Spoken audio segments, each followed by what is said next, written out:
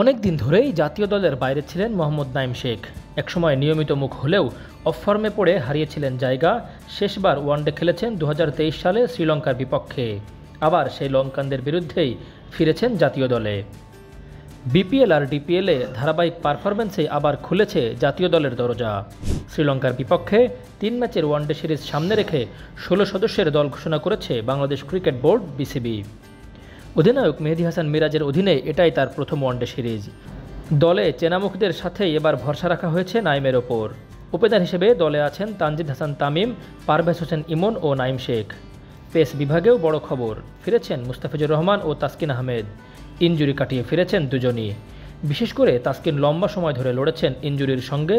লঙ্কা সিরিজেও তাকে পাওয়া নিয়ে শঙ্কা ছিল খানিকটা, তবে সেটা কেটেছে স্কোয়াড ঘোষণার মাধ্যমে। অন্যদিকে মুস্তাফিজ আঙুলের ইনজুরিতে পড়েছিলেন আইপিএল খেলতে গিয়ে, মিস করেছিলেন পাকিস্তান সিরিজ। লঙ্কানদের বিপক্ষে পাওয়া যাচ্ছে তাকেও।